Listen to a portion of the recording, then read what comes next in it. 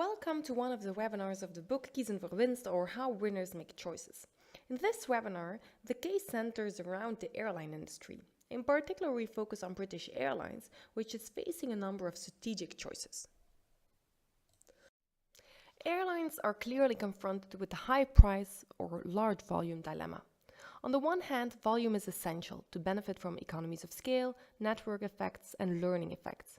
However, on the other hand, historical costs require a high price level. Two established players in the aviation industry, KLM and Ryanair, have made different strategic choices. Ryanair's focus on decreasing its operational costs as far as possible results in a clear focus on large volume with low prices. With Ryanair, you can fly from Eindhoven to London for 60 to 245 euros, in contrast to a similar trip from Amsterdam to London that will cost you 428 euros with KLM. KLM excels in customer service, and these additional services result in more expensive tickets, which then again results in a smaller volume.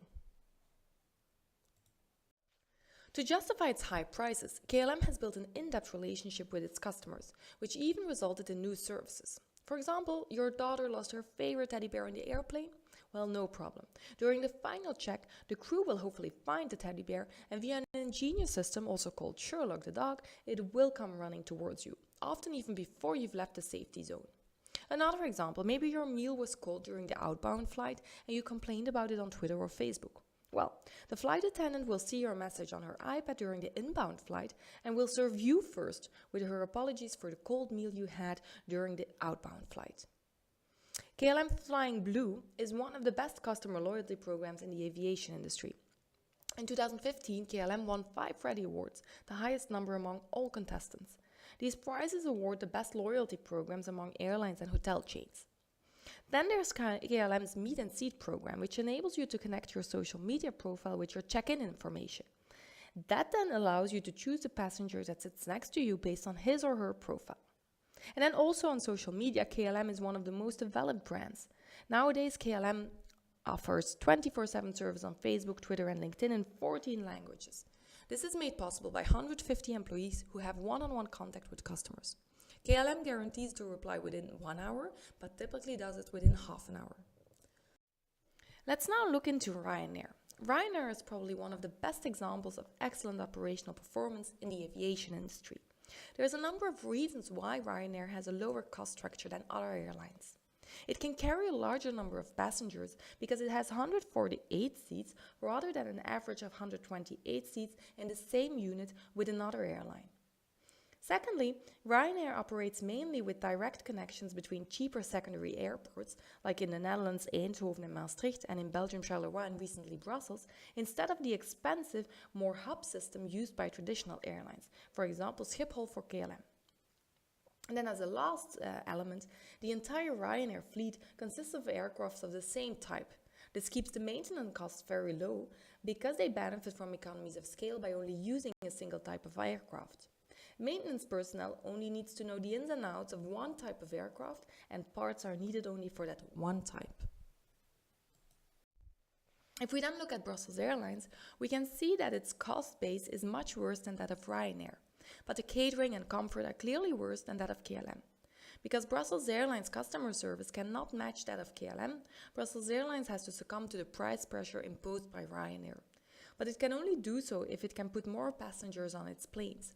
To this end, it attempts to provide a better service.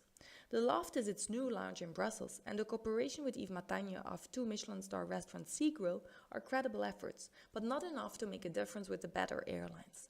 Moreover, Brussels Airlines uses 2 different relationship programs, Miles and More and Loops, which is very confusing.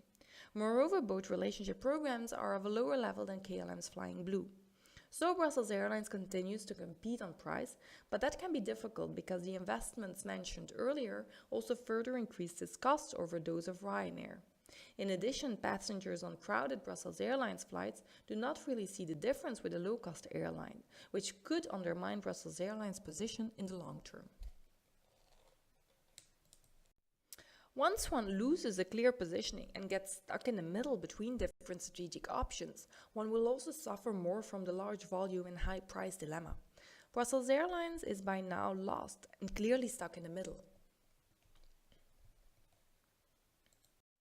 Michael Porter, professor at the Harvard Business School, said the following about the stuck in the middle position.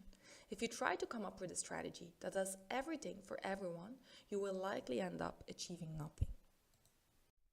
Following the previous slides, you might wonder whether your company is also stuck in the middle. So we've developed a simple test consisting of 9 questions that will help you find out. We asked you to answer 9 questions while comparing your performance with your competitors within the industry by a number from 1 to 10, where 1 means you're the worst in the industry and 10 means you're the best in the industry. After answering the questions, we want to ask you to sum points of the questions within each of the 3 categories. Based on your score, you can now determine how strong your strategic position is and whether or not you're stuck in the middle. So if you scored over 27 points in more than one category, then you're certainly not stuck in the middle, but you excel in more dimensions. If your highest score in a category is 24, 25 or 26 points, then you run the risk of getting stuck in the middle. If you did not score higher than 23, then you're stuck in the middle and you're already feeling the consequences. Thank you for your attention. We hope this webinar will help you to make choices like a winner.